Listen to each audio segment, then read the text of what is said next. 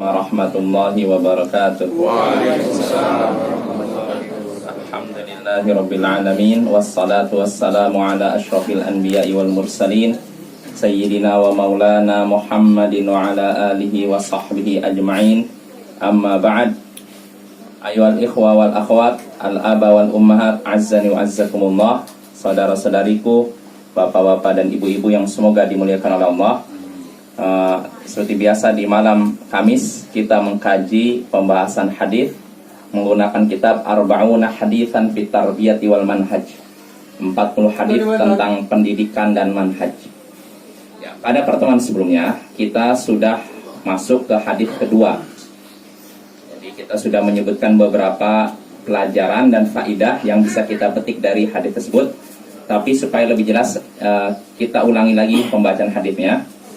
Berkata Syekh hafizahullah, semoga Allah menjaganya. An Abdillah bin Amr bin Al-As radhiyallahu taala anhuma qala. Dari Abdullah bin Amr bin Al-As, semoga Allah meridai keduanya. Ia berkata, qala Rasulullah sallallahu alaihi wasallam. Rasulullah sallallahu alaihi wasallam bersabda, innal muqsitina 'indallahi 'ala manabir min nur an yaminir rahmani 'azza wa jalla. Wakil tayadaihi yamin alladzina ya'diluna fi hukmihim wa ahlihim wa ma wulu. Ya. Sesungguhnya kata Rasulullah, orang-orang yang adil di sisi Allah, orang-orang yang adil di sisi Allah akan menempati mimbar-mimbar bercahaya, mimbar-mimbar dari cahaya. Orang-orang yang adil di sisi Allah akan ditempatkan di atas mimbar-mimbar dari cahaya di samping kanan Tuhan yang Maha Pengasih, dan kedua tangannya adalah kanan. Mereka itulah orang-orang yang berbuat adil dalam keputusan mereka dan terhadap keluarga mereka dan apa yang mereka pimpin. Ini hadisnya Bapak ya. Jelas ya, hadisnya sudah kita bahas. Kita tidak akan ulang lagi. Nah, sekarang kita langsung menyebutkan faidah-faidah yang bisa kita petik dari hadis tersebut. Sebelumnya kita sudah sampai ke ini saja. Jadi di sini Nabi menyebutkan bahwasanya orang-orang adil akan menempati mimbar-mimbar dari cahaya. Mereka adalah orang yang adil dalam keputusan mereka. Ketika jadi hakim, dia memutuskan dengan adil. Dan begitu juga terhadap keluarga mereka. Kalau keluarga mereka salah, mereka katakan salah. Ini adil namanya ya. Begitu juga mereka berbuat adil terhadap apa yang mereka pimpin, apa yang mereka pegang. Nah, di sini kata Syekh, fihi talazumul adli ma'al amanati wa annahu la yu'addil ladzi tumina amanatahu allati wali 'alaiha illa bil 'adl. Dalam perkataan Nabi tadi terdapat pelajaran, yaitu keadilan dengan amanah saling berkaitan dan tidak bisa dipisahkan. Kalau orangnya adil, biasanya amanah. Dan kalau seorang amanah, dia adil ya. Dan bahwasanya orang yang diberikan amanah tidak bisa menunaikan jabatan yang ia pegang kecuali dengan keadilan. Kalau seorang diberikan amanah, dia nggak bisa menunaikan amanah kecuali dengan keadilan. Ini menunjukkan adil dan amanah saling satu paket, nggak bisa dilepaskan. Wafihi, dan dalam sabda Nabi tadi juga ta'kidu ma ja'a fil Qur'an, penegasan atau penguatan terhadap apa yang disebutkan dalam Al-Qur'an. Apa yang disebutkan dalam Al-Qur'an? Min, yaitu anna khairul ummal, sebaik-baik pekerja adalah al-qawiyul amin, yang kuat dan terpercaya. Jadi hadis tadi menguatkan apa yang disebutkan dalam Al-Quran. Ini menunjukkan hadis kadang menjelaskan makna Al-Quran yang masih samar, yang masih umum, dan kadang juga menguatkan. Makna dalam Al-Quran sudah jelas, tapi dikuatkan lagi dengan hadis Nabi. Nah, ini Bapak-bapak. Nah, dalam sabda Nabi tadi terdapat penguatan, penegasan terhadap apa yang disebutkan dalam Al-Quran, bahwasanya sebaik-baik pekerja adalah yang kuat dan terpercaya, kuat dan amanah. Ini sebaik-baik pekerja. Apa yang disebutkan dalam Al-Quran? Ayatnya disebutkan dalam surat Al-Qasas ayat 26. kisah ketika Nabi Musa lari dari Fir'aun. Jadi begini, Nabi Musa ketika suatu hari beliau menyaksikan ada orang Bani Israel dengan Mesir lagi cekcok gitu. Nah, tiba-tiba orang yang dari Bani Israel ini mau minta tolong pada Musa. Nah, Nabi Musa merasa ini kan satu suku. Nah, maka Nabi Musa langsung bantu Bani Israel ini, langsung pukul orang Mesir itu. Mati. Sekali pukul langsung mati, langsung mampus dia. Wah, kaget Nabi Musa. Lalu Nabi Musa pun takut. Takut kenapa? Takut dihukum oleh Fir'aun. Karena ini orang Bani Israel berani-beraninya membunuh ras mulia ibaratnya. Ras paling mulia, Kipti, Mesir. Nah, maka Fir'aun pun lari ke kota Madian. Iya, tadi apa? Fir'aun maaf. Ini manusia kadang keceplosannya. Maka Musa pun lari dari dari tempat kejadian tersebut, lari ke Madian. Dia lari-lari untuk bersembunyi terus, jangan sampai ketahuan oleh bala tentara Fir'aun. Nah, ketika dalam pelarian tersebut, Nabi Musa menyaksikan satu tempat orang-orang lagi berebutan ngambil air Sumur. Nah, jadi masalah ketika itu orang berebutan ngambil sumur. Nah, di situ ada di belakang kerumunan manusia itu ada dua orang wanita lagi berdiri aja. Nah, kira-kira apa? Nunggu bagian, tapi mereka nggak mau campur dengan. Nah, lihat bapak-bapak, ini fitrahnya seorang wanita. Kalau wanita masih dalam fitrahnya, dia nggak mau campur baur dengan laki-laki, ya nggak mau. Ini seorang contoh wanita terhormat. Ya, mereka dua wanita ini nggak mau bercampur dengan pria, padahal mereka butuh Air. Iya, dan bapaknya sudah tua. Ya gimana? Ya mereka nunggu. Nah, Nabi Musa perhatian loh, ini kenapa ini dua orang wanita ini kok berdiri? Nah, akhirnya Nabi Musa menawarkan Bantuan. kata Nabi Musa, ma khotubukuma, apa? Ada apa dengan kalian? Maka mereka menjawab, kami nggak bisa ngambil air ini sampai mereka pergi. Yang jadi masalah perginya kapan? Nggak jelas, orang ramai begitu. Akhirnya Nabi Musa pun memberanikan untuk membantu dua orang wanita tersebut. Dia ambil, lalu diberikan pada mereka.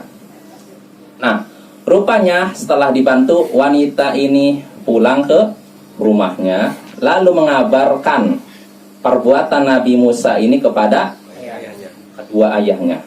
Ya, ayah keduanya, maaf. Nah, dikabar kedua ayah, salah lagi. Ayah keduanya dikabarkan bahwa tadi saya dibantu oleh seorang pemuda begini-begini. Nah, akhirnya ayah dua wanita ini ngutus lagi si dua wanita ini untuk datang kepada Nabi Musa untuk mengundang. Tapi disebutkan dalam hadis, dalam ayat Al-Quran, tamshi ala istihya. Ketika ini keduanya mendekat Nabi Musa, mereka berjalan dengan malu. Kenapa malu? Wanita malu. Fitrah. Gimana gitu? Nah, akhirnya setelah itu, inna abika yad'uka liyajziyaka ajra ma saqaita lana. Sesungguhnya ayahku, ayah kami, memanggilmu, mengundangmu untuk membalas jasamu ini. Nah, akhirnya yaudah datang. Nah, namun perhatikan bapak-bapak, ibu-ibu, ketika Nabi Musa dengan dua wanita ini pergi ke rumah dua wanita tersebut, posisi Nabi Musa di depan atau belakang? Depan. Duluan. Awalnya di belakang. Iya. Jadi setelah itu dia mengambil posisi depan, tidak belakang. Apa hikmahnya?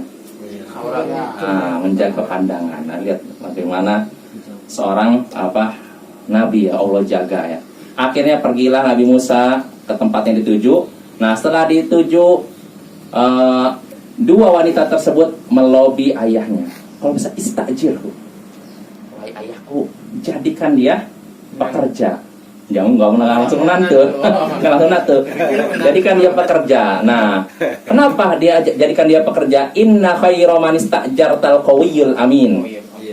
Sesungguhnya sebaik-baik orang yang engkau pekerjakan adalah orang yang kuat dan terpercaya. Nah, ini kuat dan terpercaya. Ini definisi atau kriteria pekerja yang begini. Makanya pemimpin pun Begitu Bapak. Unggul dan amanah. Iya, seorang pemimpin kalau kita mau jadi lihat kriteria pemimpin diantaranya kuat dan terpercaya. Karena apa? Kalau sekedar kuat tapi tidak terpercaya, Zolim. yang ada apa? Rusak, kan? Nyiksa, rampas harta kan. Nah, tapi kalaupun kalau misalkan terpercaya tapi tidak kuat, lemah juga. ya dipermainkan juga oleh rakyatnya. Makanya sosok pemimpin harus kuat dan terpercaya. Kuat artinya tegar dia menghadapi tekanan. Masalah. Nah, begitu juga terpercaya. Jadi ketika dia megang kekuasaan, dia harus mengekang dirinya untuk tidak. Zalim. Nah, karena kalau orang udah megang kekuasaan, kadang lupa segala-galanya. Ya tidak Bapak. Iya. Saya ingatnya ini aja, aktivis 98. Ketika waktu demo untuk menurunkan Soeharto, atas korupsi. Tahu-tahu kayak Setelah dia jadi anggota DPR, dia terciduk gara-gara korupsi. juga. Ini nggak perlu saya sebutkan namanya. Bahkan ada di antara mereka ini orang yang ketika masa-masa mahasiswa dipuji oleh istilahnya aktivis Islam. Dia sampai ada orang yang berkata, orang ini bisa membeli surga dengan perbuatannya, amal solehnya. Apa? Dia bakti sama orang tuanya katanya. Orang tua udah tua, dia mencebokkan dia. Dan dia juga aktivis itu, yang menentang Soeharto. Namun setelah dia menempati jabatan di sebuah institusi, ternyata dia terciduk korupsi. Ya. Jadi Bapak itulah godaan kalau orang sudah megang kekuasaannya, jabatannya. Harus hati-hati. Makanya yang kriteria yang paling kriteria yang harus kita perhatikan ketika memilih pegawai pemimpin yaitu kuat dan terpercaya. Nah, di sini kata Syekh, fal adl la yakunu illa ma'aman man lahu quwwatun tarda'u anhu dha'fa wa amanatun tarda'u anhu al-khiyanah. Keadilan tidak mungkin terwujud kecuali pada orang yang memiliki kekuatan yang menghilangkan kelemahan dari dirinya. Keadilan tidak mungkin terwujud kecuali pada seseorang yang memiliki kekuatan yang bisa menghilangkan kelemahan dari dirinya dan juga memiliki amanah yang bisa menghilangkan sifat khianat dari dirinya. Jadi yang namanya adil itu diantaranya butuh kekuatan dan butuh amanah. Ya, karena kalau seorang dia amanah tapi tidak punya kekuatan, bagaimana? Ya, bisa juga menegakkan keadilan kan? Ya kan? Begitu juga dia punya kekuatan tapi tidak amanah, ini juga sama juga. Maka kembali lagi Bapak, di sini hadis ini menguatkan apa yang disebutkan dalam Al-Qur'an, bahwasanya sebaik-baik pekerja adalah yang kuat dan Amanah. Nah, dan ini semua keadilan bisa ditegakkan dengan dua tadi, kuat dan terpercaya, amanah ya. Jelas Bapak? Ya. Wafihi, lalu faedah berikutnya, pelajaran berikutnya dari sabda Nabi tadi, al-hadar min tawalli man ya'lamu min nafsi adamal qiyami bihi ala wajhi. Peringatan, jangan sampai orang yang tahu bahwa dirinya tidak bisa menunaikan jabatan dengan benar agar tidak mengambil jabatan. Peringatan agar jangan sampai orang yang tahu bahwa dirinya tidak bisa menunaikan jabatan dengan benar, jangan sampai dia mengambil suatu jabatan. Saya terjemahkannya kadang bahasanya gimana ya? Saya terjemahkan gitu. Insya Allah jelas Bapak ya. Artinya gini, orang yang tahu dirinya itu nggak bisa, saya nggak bisa megang jabatan ini. Kalau saya megang jabatan ini saya nggak bisa, nggak sanggup. Maka orang seperti ini jangan sampai dia, jangan dia nekat saya ambil aja. Jangan. Kalau dia tahu dirinya tidak sanggup memegang suatu jabatan, jangan nekat. Nah, hati-hati Bapak ya. Ini ancaman bagi para pengejar jabatan. Kadang demi mengejar jabatan dia kejar walaupun dengan sobok sana, sikut sana. Akhirnya itu, setelah dia memegang jabatan dia tidak bisa menunaikan jabatannya dengan benar. Dan ini khianat. Dan ini dipertanggungjawabkan di hari kiamat. Makanya disebutkan dalam Musnad Ar-Ruyani dari sahabat Abu Musa al-Asy'ari, Nabi SAW sabda, man tawalla amalan wa huwa ya'lamu annahu laisa lidzalikal amali bi ahlin falyatabawwa maq'adahu minan nar. Siapa yang memegang suatu jabatan padahal dia tahu dirinya tidak pantas megang jabatan tersebut, Siapa yang megang suatu jabatan, padahal dirinya tahu bahwa ia tidak pantas megang jabatan tersebut, maka hendaknya ia persiapkan tempat duduknya di neraka. Jelas bahwa apa maknanya? Dia tahu, saya nggak sanggup itu, tapi dia tetap megang. Maka balasannya, persiapkanlah baginya tempat duduk di neraka. Maka Bapak-bapak, rahimallahu mra'an arafa qadra nafsi. Ini bukan hadis, sebuah ungkapan kata mutiara. Semoga Allah merahmati orang yang mengetahui kadar dirinya. Artinya kalau saya mampunya begini, ya sudah begini. Jangan mengambil sesuatu yang di luar kemampuan. Ya, karena kalau orang mengambil sesuatu di luar kemampuan, dia nekat demi mencari kekuasaan, nanti dia tidak bisa menunaikan jabatan tersebut dan dia akan bertanggung jawab, terancam tadi. Persiapkanlah tempat duduknya di neraka. Ya. Contoh kan, masalah hadis ini kan, di suatu institusi atau di suatu lembaga. Kalau misalnya dia di situ kan di suatu institusi itu kan ada jabatan-jabatan kan ada. Padahal kita di kepercayaan dari seorang pimpinan terhadap kita ada. Tapi merasa diri kita ditempatkan di suatu tempat itu tidak sanggup. Nah, kita dalam melaksanakan sesuatu tersebut, kita boleh katakan mungkin penggantinya tidak ada jalan lain kan. Salah satu-satunya kita yang mau dipercaya. Terus kita perasaan kita ya kan diri kita sanggup. Tidak sanggup ya. Jabatannya tersebut kita tidak mampu. Nah, itu bagaimana kalau kita tetap melaksanakan kan? Kalau memang keadaannya istilahnya dibutuhkan, benar-benar dibutuhkan atau semi darurat istilahnya gitu. Nggak ada yang lain. Nggak ada lain lagi. Kalau misalkan saya nggak megang itu, saya nggak mampu sebenarnya. Tapi kalau saya nggak megang, benar-benar rusak nanti. Begitu. Nanti gimana lagi? Ya sudah, berdoa kepada Allah, Allah akan tolong. Kalau seorang yang dapat jabatan tanpa mengejar dan tanpa meminta, saya tolong. Disebutkan dalam Sahih Muslim, ketika Abdurrahman bin Samurah minta jabatan kepada Rasulullah, maka Rasulullah SAW menegur dia, la tas'alil imarah. Jangan kamu minta Kekuasaan. jabatan kepemimpinan. Karena apa? Kalau engkau dapat jabatan dari hasil memintanya, engkau tidak akan ditolong. Wukil ta'ilaiha, engkau akan dijadikan sandar pada itu. Tapi kalau engkau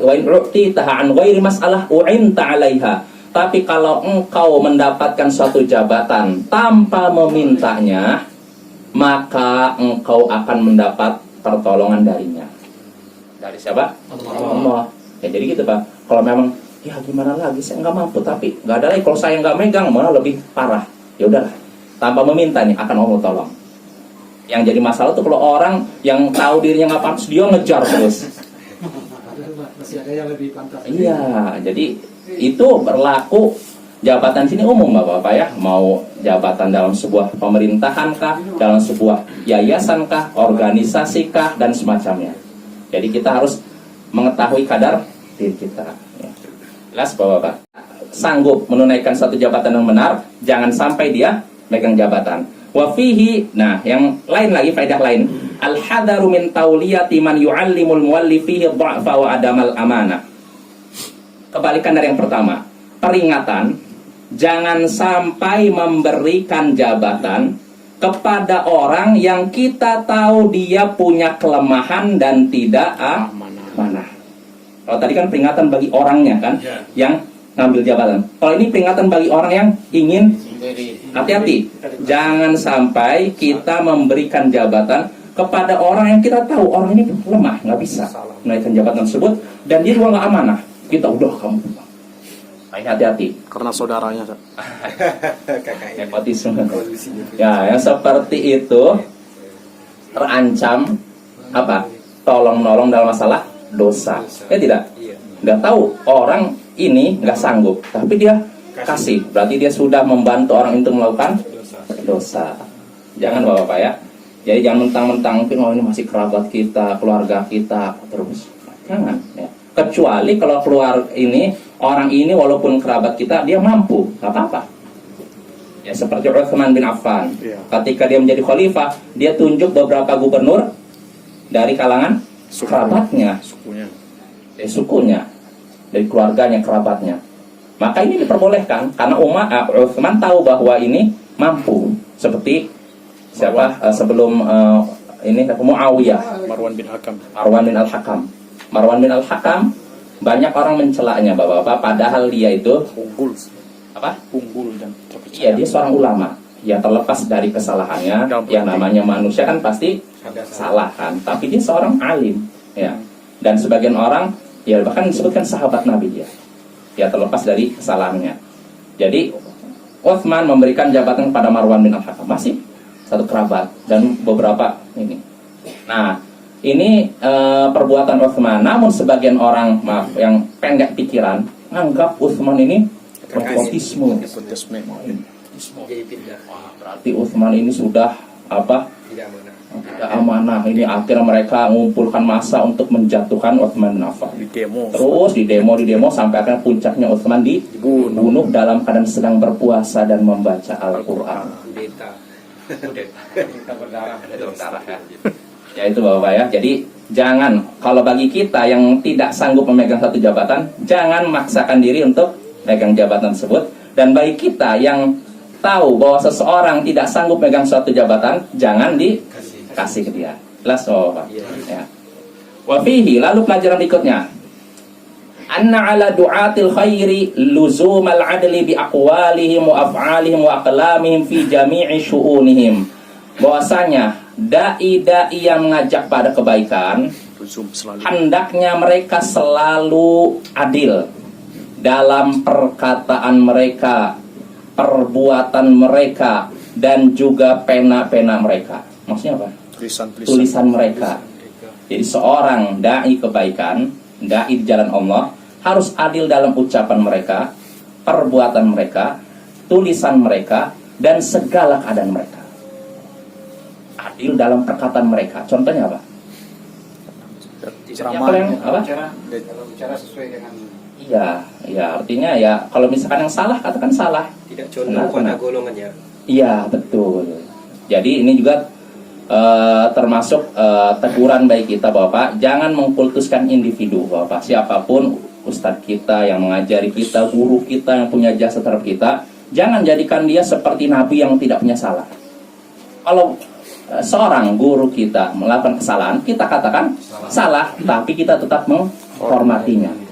Kalau yang khutbah itu menyerang salah satu kubu gimana Pak Ustaz?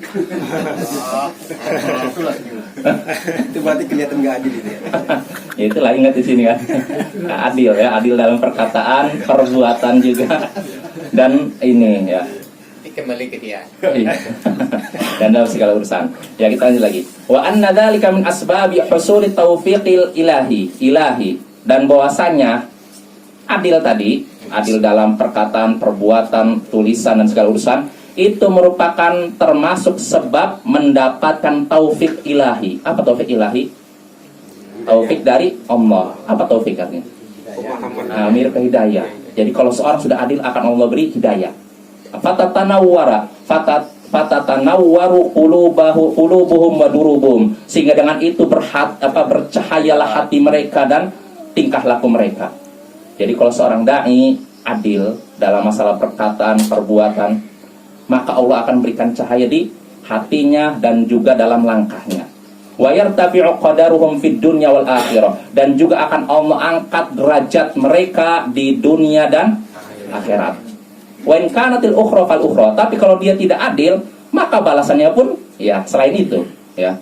Wala yajni janin illa ala nafsi, dan orang yang berbuat kriminalitas, kejahatan, dia akan mendapatkan apa yang istilahnya, dan dia tidak berbuat buruk kecuali kepada dirinya sendiri. Wala yaghlimu rabbuka ahada, dan Tuhanmu tidak menzalimi siapapun. Nah ini Bapak-bapak, ini peringatan bagi kita. Jadi kita harus bersikap adil. Ya, kalau misalkan nih bahwa contohnya begini aja nih. Ada di antara jamaah pengajian sini teman kita udah akrab dalam taklim berbuat salah.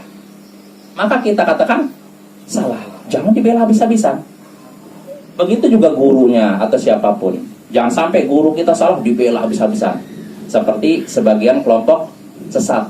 Guru mereka salah, udah jelas-jelas salah masih dibela. Enggak, ini mau begitu. Contohnya Bapak, nggak perlu saya sebutkan namanya ya. Dulu di tahun 90-an, mungkin kalau yang masih ingat ada seorang tokoh muslim tradisional istilahnya. Dia terlihat dalam foto dia memangku seorang wanita yang bukan istrinya. Ada fotonya. Para wartawan ada dimasukkan dalam surat kabar. Saya mau nanya, ini benar apa salah? Salah. Salah kan? Tapi pengikutnya membela habis-habisan. Enggak, ini nggak masalah. Nah, ada lagi seorang kiai menyatakan, nggak masalah, saya sama santriwati juga saya biasanya dekat.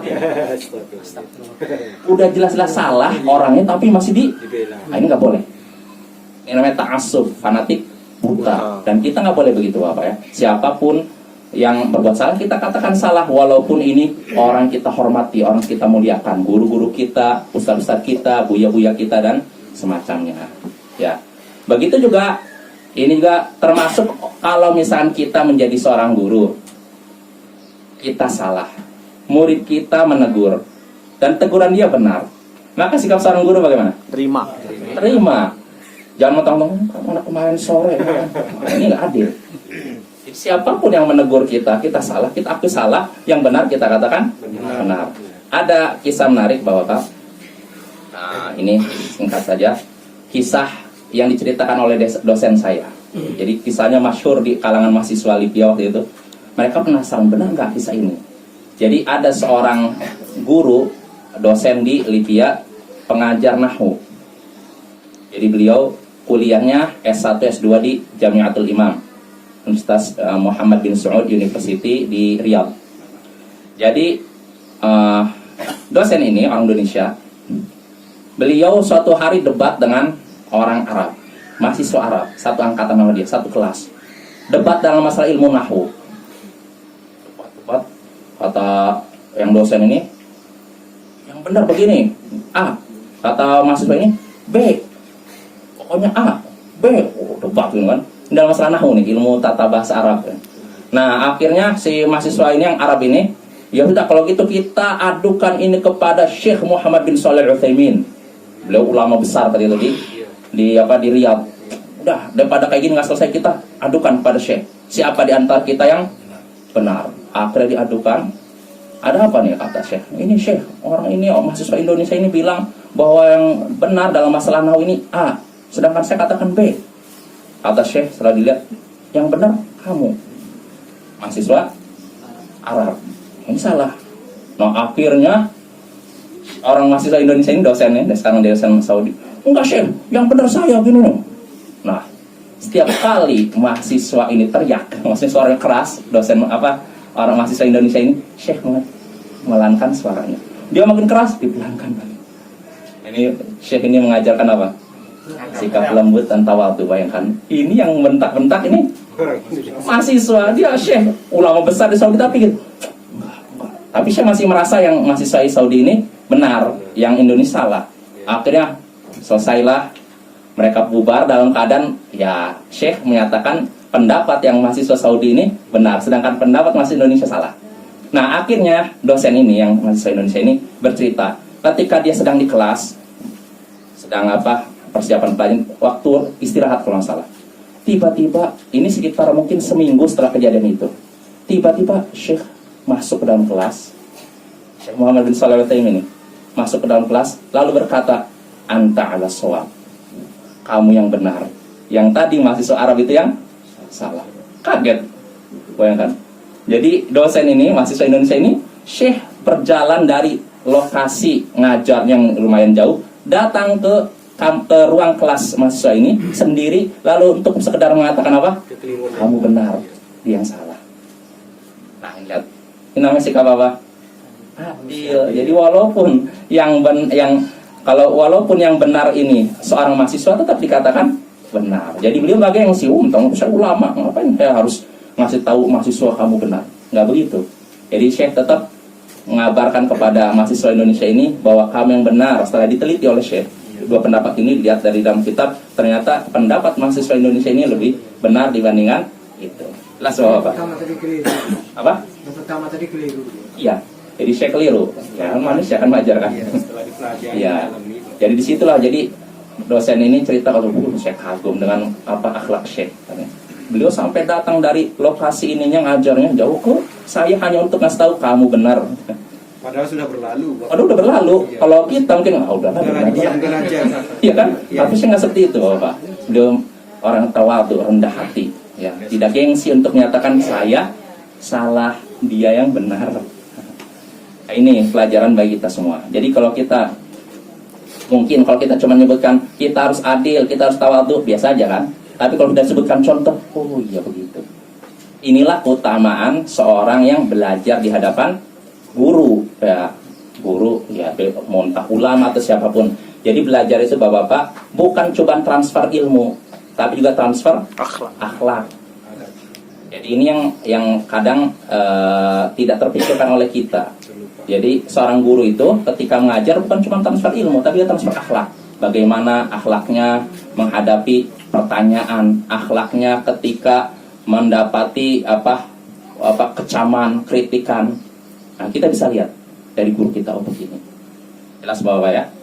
Ya, jadi kesimpulannya kita harus adil kepada siapapun tanpa pandang bulu. Ya. Jam berapa? Kasih 10 jam lagi. Jam 15 menit lagi. 10 menit 30. Oh, 7 menit lagi. Ya, sudah cukup Bapak ya. 7 menit lagi karena sekarang kita hadis kedua udah selesai. Ya, insya Allah pada pertemuan berikutnya kita masuk hadis ketiga. Ya, hadis dari Ibnu Umar. Atau saya bacakan hadisnya dulu ya. Adapun faedahnya mungkin ini pertemuan berikutnya. Ya, al-hadits tsalits, hadis ketiga. Ya, berkata Syekh Abdul Aziz, Dr. Abdul Aziz bin Sadhan hafizahullah, semoga Allah menjaganya. Ani Ibnu Umar, dari Ibnu Umar radhiyallahu anhuma, semoga Allah meridai keduanya.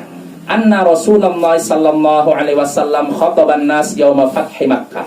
Bahwasanya Rasulullah sallallahu alaihi wasallam berkhutbah di hadapan orang-orang ketika hari penaklukan kota Mekah.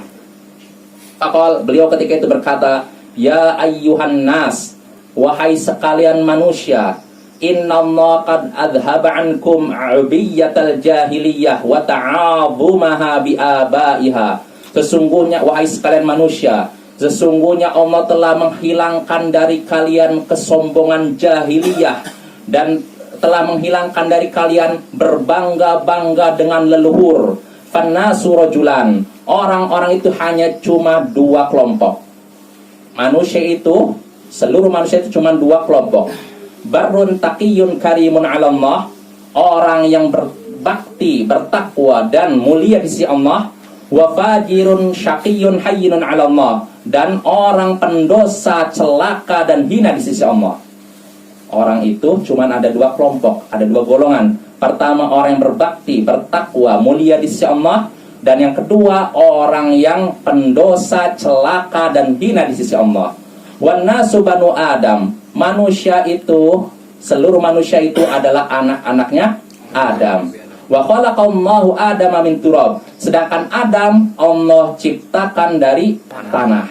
Qala Allah berfirman, ya ayyuhan nas, wahai sekalian manusia, inna khalaqnakum min dzakari wa untha, sesungguhnya kami telah menciptakan kalian dari laki-laki dan wanita. Wa ja'alnakum syu'uban wa qabaila lita'arafu, dan kami jadikan kalian bersuku-suku dan berbangsa-bangsa untuk saling mengenal. Inna akramakum 'indallahi atqakum, sesungguhnya yang paling mulia di sisi Allah di antara kalian yaitu yang paling bertakwa di antara kalian. Innallaha alimun khabir, sesungguhnya Allah maha mengetahui lagi maha teliti. Ya, ini hadisnya, hadis riwayat Tirmidzi, Ibnu Hibban dalam sahihnya. Insyaallah hadis ini akan kita bahas pada pertemuan berikutnya. Jelas Bapak-bapak? Ya, insyaallah. Ya, cukup dari sini sampai sini saja. Subhanakallahumma bihamdik, asyhadu an la ilaha illa anta, astaghfiruka wa atubu ilaik. Assalamualaikum warahmatullahi wabarakatuh.